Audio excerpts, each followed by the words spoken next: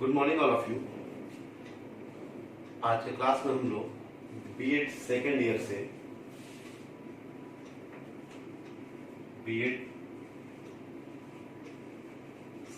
से paper C10 को देखेंगे, जो कि इंक्लूसिव एजुकेशन का पेपर है। और इसके अंदर हम लोग यूनिट 2 को स्टार्ट किए थे और इसके अंदर चैप्टर नंबर 6 को देख रहे थे, जो कि विजुअली इंपेयर्ड चिल्ड्रन के बारे में हम लोग डिस्कस कर रहे थे। और जो भी दृष्टिबाधित बालक हैं उनके बारे में तो मोटा मोटी हम लोग सब कुछ जान चुके हैं कि दृष्टिबाधित बालक होते कौन है, उनकी विशेषताएं क्या है, उनको किस आधार पर वर्गीकृत किया गया है। और आज हम लोग उसी दृष्टिबाधित बालक के चैप्टर को आगे डिस्कस करेंगे और कोशिश करेंगे कि आज चैप्टर 6 को हम लोग समाप्त कर दें। तो आइए हम लोग आगे चलते हैं और देखते हैं। तो आज की क्लास में जो हम लोग सबसे पहला टॉपिक जो डिस्कस करेंगे वह है दृष्टिबाधित बालकों की पहचान। पहचान से मीन्स क्या है? Identification of visually impaired children. Visually impaired children को शॉर्ट में VIC बोलते हैं। तो ये ध्यान में रहे सब किसी को कि अगर VIC करके एब्रिविएशन कभी आ जाए एग्जाम में कि what is full form of VIC, तो VIC का फुल फॉर्म होगा विजुअली इंपेयर्ड चिल्ड्रन, अर्थात दृष्टिबाधित बालक। तो आज हम लोग डिस्कस करेंगे दृष्टिबाधित बालकों की पहचान क्या है, हम लोग कैसे आइडेंटिफाई कर लेंगे कि इस बच्चे को दृष्टि दोष है। तो कुछ विशेष कारण और पहचान है जिससे हम लोग ये पता कर सकते हैं कि किसी को दृष्टि दोष है या नहीं। तो यहां हम देखें कि identification of VIC, visually impaired children, कौन कौन सी पहचान है, कौन कौन सी पहचान है। तो जो पहला पहचान है वह है व्यवहार द्वारा। हम लोग बच्चे के व्यवहार को देखकर समझ सकते हैं कि इस बच्चे को दृष्टि दोष है या नहीं। जो दूसरा पहचान है दृष्टि दोष से पीड़ित बालकों को पहचानने का वह है लगातार कक्षा निरीक्षण द्वारा। जो तीसरा पॉइंट है किसी को पहचानना कि इस बच्चे को दृष्टि दोष है या नहीं, आंखों की जांच संबंधी परीक्षण या टेस्ट करना। और जो चौथा है वह है शारीरिक चिन्ह देखकर पहचानना कि इस दृष्टि दोष है या नहीं। अब हम इसे बारी बारी से देखेंगे कि किस टॉपिक के अंदर हम लोग क्या क्या ऐड कर सकते हैं, क्या क्या मेंशन कर सकते हैं और क्या क्या इसके बारे में हम लोग लिख सकते हैं। तो पहला है कि व्यवहार द्वारा, किसी बिहेवियर द्वारा हम पहचान कर सकते हैं कि इस बच्चे को दृष्टि दोष है या नहीं, ये बच्चा दृष्टि दोष से पीड़ित है या नहीं। तो जब हम व्यवहार की बात करते हैं तो व्यवहार में क्या होता है? अवलोकन होता है। हम लोग ऑब्जर्वेशन करते हैं किसी भी बच्चे का कि हम उसको बहुत ही बारीकी से देखेंगे कि इसका बिहेवियर क्या है या किस प्रकार का व्यवहार सामने कर रहा है और किस किस अमुक समय में या किस प्रकार से अपना व्यवहार प्रदर्शित कर रहा है। तो उसके अंदर हम लोग देखेंगे व्यवहार के द्वारा देखते हुए कि वैसे बच्चे दृष्टि दोष से बाधित होते हैं जिनकी शारीरिक बनावट भी सामान्य बच्चों से भिन्न होती है। हम लोग निगरानी करके उससे देख सकते हैं कि ये बच्चा इस दोष से पीड़ित है या नहीं। तो हम लोग इस प्रकार से उसको देखेंगे कि वैसा बच्चा जो दृष्टि दोष से पीड़ित है हमेशा क्या करेगा, उसको सिर दर्द होगा और आंख हमेशा बंद करेगा। सिर दर्द कभी तेज भी होगा, कभी कम भी होगा और उसका जो आंख का व्यवहार है वह भी सामान्य बच्चों से भिन्न होगा। उसके आंख को देख के हम लोग को ये पता चलेगा कि इसको कहीं ना कहीं कठिनाई हो रही है। उसके बाद जो दूसरा व्यवहार वह प्रदर्शित करेगा सामने, वह यह प्रदर्शित करेगा कि वह अपने आंखों को हमेशा लगातार मलते रहेगा। जो भी बच्चे दृष्टि दोष से बाधित होते हैं वे बच्चे अपने आंखों को हमेशा मलते रहते हैं। उसके बाद जो तीसरा व्यवहार हमें देखने को मिलेगा दृष्टि दोष बाधित बालकों में, वह है कि जो भी बच्चे दृष्टि दोष से पीड़ित होते हैं, हम लोग आमतौर पर भी देखते हैं कि जो भी बच्चे दृष्टि दोष से पीड़ित होते हैं, आंशिक रूप से हो या हम ये कह सकते हैं कि वैसे बच्चे जो दृष्टि दोष से पीड़ित हों हमेशा किताबों को अपने आंखों के नजदीक लाकर देखेंगे। जैसे हम लोग सामान्य चीजों को भी एक सर्टेन डिस्टेंस से देख सकते हैं, लेकिन उनके अंदर क्या है कि अगर एक एग्जांपल दिखाता हूं, अगर ये बुक है तो एक सामान्य बच्चा दूर से भी पढ़ सकता है, नजदीक से भी पढ़ सकता है, लेकिन एक दृष्टि दोष बाधित बच्चा हमेशा अपने आंख के करीब लाके बुक को पढ़ेगा। उसके बाद जो चौथा व्यवहार हमारे सामने प्रदर्शित करेगा वह है कि वह बच्चा जो दृष्टि दोष से पीड़ित है हमेशा अपना पलक, आंख का जो पलक है वह कंटिन्यू बहुत बार सामान्य बच्चों से ज्यादा झपकाएगा। उसका जो आंख का पलक है वो बार बार बंद होगा, खुलेगा, सामान्य बच्चों से ज्यादा। अब जो दूसरा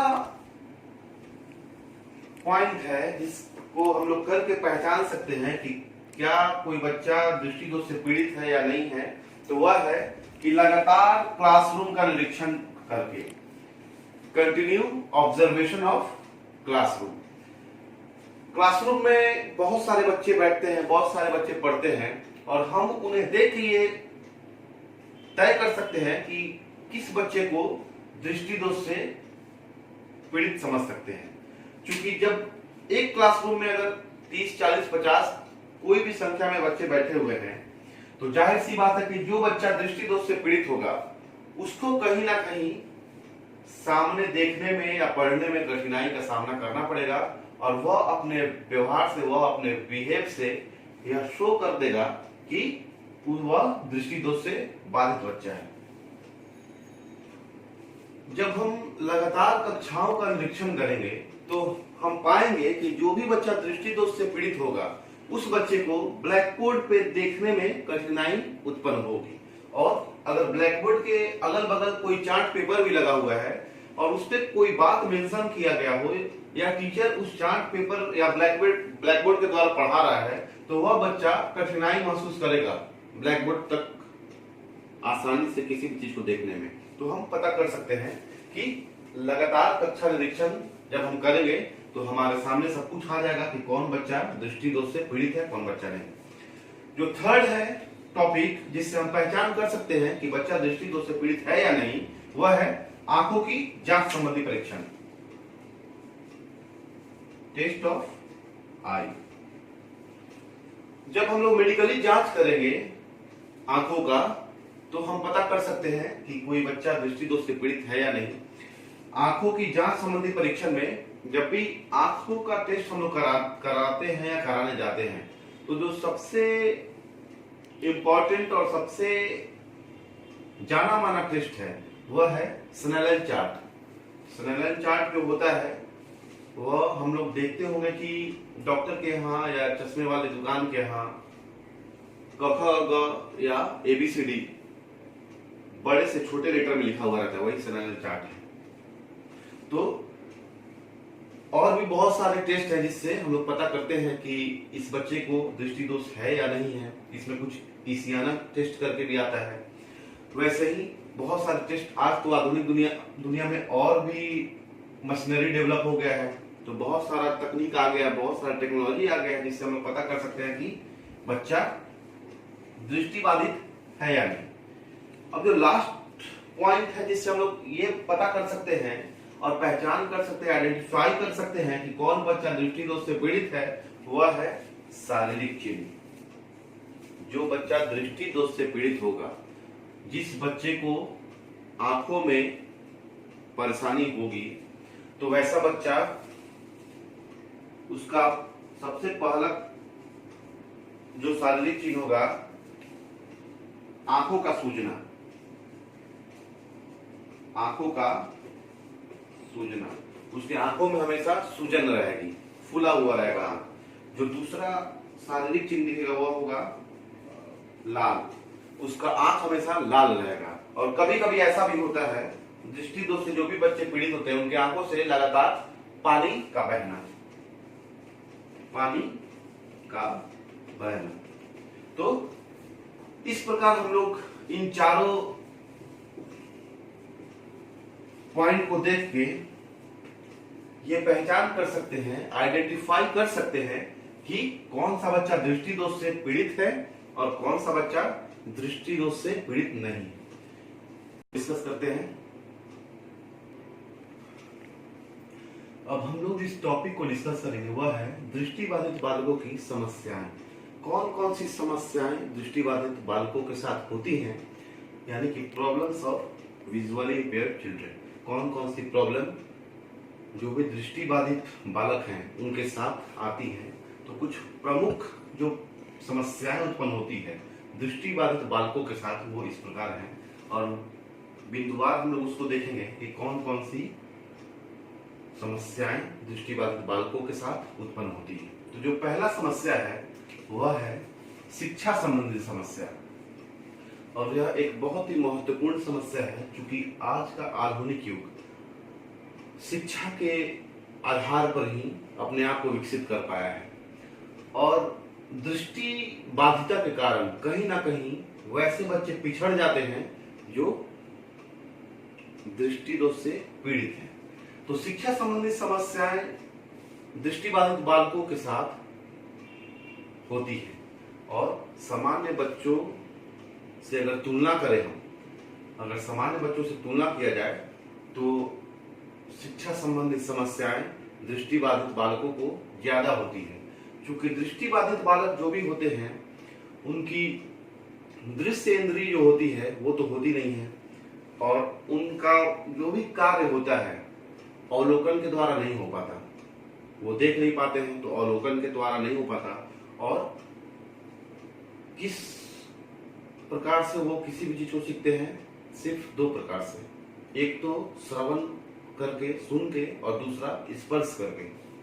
तो कहीं ना कहीं दृष्टिबाधित बालक जो होते हैं सामान्य बच्चों से शिक्षा संबंधी आधार पर पिछड़ जाते हैं। उसके बाद जो दूसरा समस्या है वह है बुद्धि लब्धि का, आईक्यू का, बुद्धि लब्धि का स्तर। जो भी इंटेलेक्चुअल डेवलपमेंट है, जो भी बौद्धिक विकास है, दृष्टि दोष होने के कारण कहीं ना कहीं सामान्य बच्चों से बौद्धिक विकास दृष्टिबाधित बालकों का पीछे रह जाता है। तो जब बौद्धिक विकास पीछे हो जाएगा तो जाहिर सी बात है कि उस बच्चे की बुद्धि लब्धि, उस बच्चे का आईक्यू लेवल सामान्य बच्चों के आईक्यू लेवल से कम हो जाएगा, और वह बच्चा सामान्य बच्चों से पिछड़ जाता है। अब जो तीसरा इंपॉर्टेंट समस्या है वह यह है कि समायोजन संबंधी समस्या। समायोजन जो कि हम लोग शुरू से ही पढ़ते आ रहे हैं, समायोजन, और यह समायोजन कहां करना है? समाज में। जब इस समाज में अगर हम दृष्टिबाधित बालक हो जाएंगे तो कहीं ना कहीं सामान्य बालकों से कठिनाई होगा हमको खुद को इस समाज में समायोजित करने में, क्योंकि दृष्टि की अपंगता का एहसास एक सामान्य बच्चा या एक सामान्य व्यक्ति नहीं कर सकता। दृष्टि की अपंगता और दृष्टि की कमी सिर्फ वो व्यक्ति बता सकता है, वो व्यक्ति बयां कर सकता है जो व्यक्ति इस वातावरण में मानव के द्वारा घटित घटनाओं के कारण पहले तो नॉर्मल उसकी आंखें रहती है, लेकिन बाद में वह दृष्टिबाधित बालक हो जाता है। तो वो व्यक्ति बहुत ही अच्छे तरीके से आंखों का कीमत बता सकता है कि अगर हमारे आंख हैं तो हमारे पास क्या है, और अगर आंख हमारा नहीं है तो हमारे पास क्या नहीं है। तो कहीं ना कहीं दृष्टिबाधित बालक को अपने आप को समाज में समायोजित करने में दिक्कत होती है, और यह अगर हम कह सकते हैं तो ये कह सकते हैं कि 100% सही बात है ये कि दृष्टिबाधित बालक जो भी होते हैं सामान्य बच्चों की तरह वो सामाजिक कार्य नहीं कर सकते, क्योंकि अवलोकन उनके पास होती नहीं है। तो जो काम एक सामान्य बच्चा कर सकता है वह काम उतने परफेक्शन के साथ एक दृष्टिबाधित बालक नहीं कर सकता। तो कहीं ना कहीं समाज में समायोजन होने में दिक्कत होगी ही। अब जो नेक्स्ट टॉपिक है जहां उसकी समस्या आती है वो है वाणी की समस्या, उसके बोलने की समस्या। क्योंकि एक सामान्य बच्चा कुछ सीखता है अवलोकन करके, और अवलोकन में वह सीखता है बोलने को भी। तो दृष्टिबाधित होने के बाद कहीं ना कहीं जब हम किसी चीज का अवलोकन ढंग से नहीं करेंगे तो हमारा जो वोकल कैपेसिटी है, जो हमारा वाणी विकास है, वह 100% परिपूर्ण नहीं हो पाएगा। तो कहीं ना कहीं दृष्टिबाधित बालकों का जो वाणी विकास होता है वह निम्न स्तर का होता है सामान्य बच्चों की तुलना में। उसके बाद बात आता है हमारे व्यक्तित्व का। तो व्यक्तित्व से तात्पर्य है कि इस दुनिया में, इस संसार में जितने भी लोग हैं सारे का व्यक्तित्व एक दूसरे से भिन्न है। किसी भी दो आदमी का व्यक्तित्व एक समान नहीं हो सकता। तो सामान्य बच्चों की तुलना में अगर हम बात करें व्यक्तित्व का, तो दृष्टिबाधित बालक जो भी होते हैं वो अपने व्यक्तित्व के कारण भी पिछड़ जाते हैं। पिछड़ना इसलिए भी हो जाता है क्योंकि उनके पास जो सबसे इंपॉर्टेंट चीज होती है हमारे बॉडी में, आंख, वो नहीं होती। और उसके बाद जो नेक्स्ट टॉपिक है, देखने की असुविधा होने के कारण। जब दृष्टिबाधित बच्चा होता है तो जाहिर सी बात है उसे देखने की असुविधा होगी, और जब देखने की असुविधा होगी तो उसके साथ निम्नलिखित समस्याएं आएंगी, और उसी समस्याएं के बारे में हम लोग पढ़ रहे हैं। तो कौन कौन सी समस्याओं का और सामना करना होगा? दृष्टिबाधित बालक को चलने फिरने में मुश्किल होगा, वो प्रॉपर सामान्य बालकों की तरह चल फिर नहीं सकता है, कूद नहीं सकता है, खेल नहीं सकता है, घूम नहीं सकता है, उसको उठने बैठने में कठिनाई होगी। अब सामान्य बच्चा है, उसे सामने दिख रहा है कि यहाँ चेयर है, यहाँ सोफा है, हम गए, बैठ गए, उठ गए। लेकिन जो दृष्टिबाधित बालक है उसे तो नहीं पता चलेगा कि कहाँ पे क्या है, कहाँ पे क्या नहीं है। तो कहीं ना कहीं उठने बैठने में दिक्कत होगी। दृष्टिबाधित बालकों का एक सबसे बड़ा समस्या है कि उनका जो दिनचर्या होता है, जो भी लाइफ स्टाइल है, लाइफ रूटीन है, वह सामान्य बच्चों के तुलना में बहुत ही पिछड़ा हुआ होता है। क्योंकि प्रॉपर रूप में वो देख नहीं पाते हैं तो कोई भी काम समय पर उनसे नहीं हो पाएगा और उनका दिनचर्या पूरा खराब हो जाएगा। उसके बाद जो दृष्टिबाधित बालकों को समस्याओं का सामना करना पड़ता है वह है विद्यालय आने और जाने में कठिनाई। क्योंकि दृष्टि नहीं होने के कारण हमेशा हमें किसी ना किसी के सहारे की आवश्यकता है। और एक एग्जाम्पल अगर हम लें तो ये हम देख सकते हैं कि अगर कोई बच्चा दृष्टिबाधित है और उसका बड़ा भाई या उसके पेरेंट उसको स्कूल पहुंचाते हैं और स्कूल से ले आते हैं, और कोई अचानक से कोई इंपॉर्टेंट काम आया और जो भी लाने और ले जाने वाला व्यक्ति था वो व्यक्ति वहां से एब्सेंट हो गया, वो व्यक्ति नहीं है, तो वह बच्चा कैसे जाएगा विद्यालय और कैसे उधर से आएगा? तो ये समस्या दृष्टिबाधित बालकों के साथ विद्यालय आने और जाने की बहुत ही गंभीर समस्या है।